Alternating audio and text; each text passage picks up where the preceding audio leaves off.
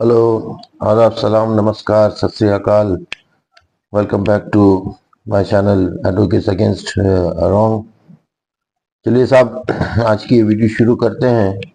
और जैसा आप सब लोगों ने इस वीडियो क्लिप का थंबनेल देख लिया होगा, तो ये आप समझ गए होंगे कि जब पत्नी 498 ए या 85 सेक्शन BNS जो फाइल करती है तो उसका ड्रॉबैक्स क्या होते हैं।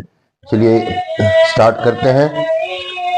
सबसे पहले जो सबसे पहला ड्रॉबैक ये है, जब अगर पत्नी अगर 498 फाइल करती है तो सबसे पहले ये हो जाता है कि साहब देखिए कि ये जो एक्ट है ये काफी सालों पुराना है, लेकिन आज जमाना बदल गया है।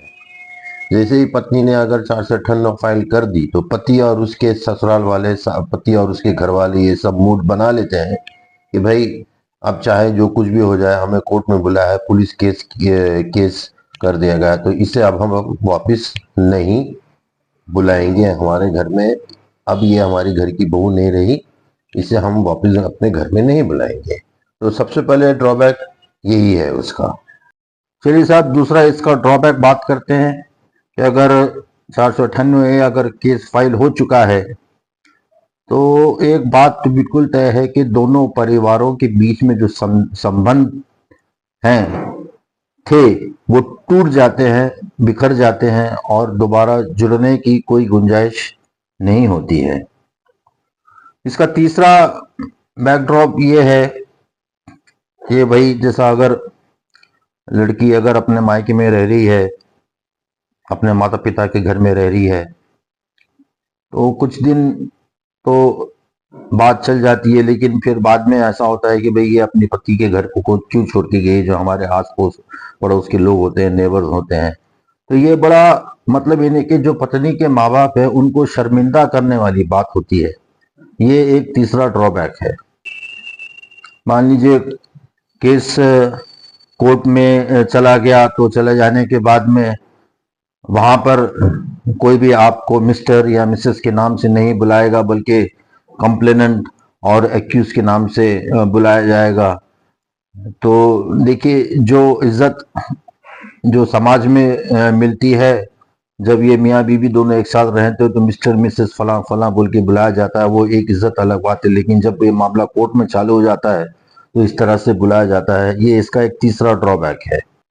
अंत में जो पांचवा इसका ड्रॉबैक है वो होता है कि बड़ी देर से बहुत लेट पत्नी जो होती है उसको रियलाइज होता है कि उसने जो गलती करी वो करी, उसे नहीं करना चाहिए था। फिर ऐसी विवाहित महिला जो अपना ससुराल छोड़कर मायके घर में रहती है, उसकी भी कोई इस तरह से कोई पूजा करता नहीं है, कोई उसे कोई अच्छी नजर से देखता नहीं है, उसका रेस्पेक्ट वो खो देती है।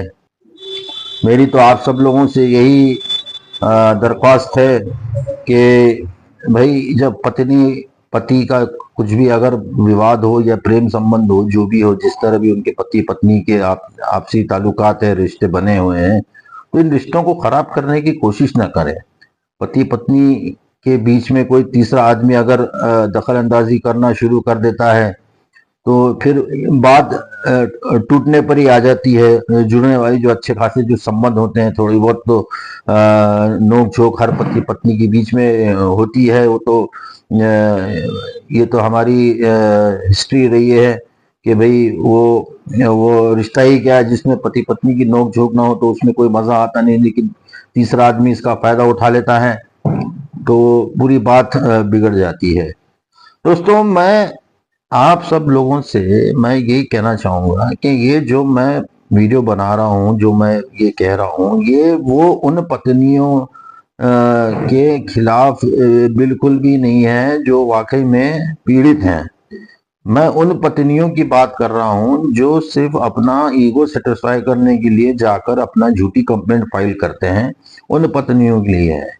देखिए साहब, ये बात तो बिल्कुल क्लियर है कि झूठ के जो दिन होते हैं वो ज्यादा दिन टिकते नहीं है। एक ना एक सच को तो मतलब सामने आना है, तो जैसा मतलब वो मुहावरा है, सच को आज नहीं सब यही बात है जो मैं ये आप सब लोगों को मैं अपने इस वीडियो के माध्यम से मैं आप तक अपनी बात पहुंचाना चाह रहा हूं।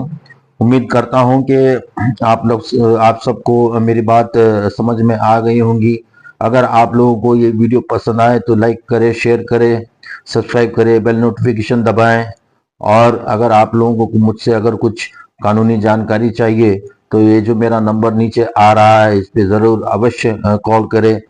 अगर कोई तकलीफ हो, आपको किसी केस में फंसे हो, तो आप मुझे फ़ोन करके मुझसे अपनी राय पूछ सकते हैं, एडवाइस ले सकते हैं। उम्मीद करता हूँ कि आपको ये वीडियो पसंद आएगी। चलिए दोबारा मिलते हैं बाद में, तब तक के लिए have a nice time and good bye.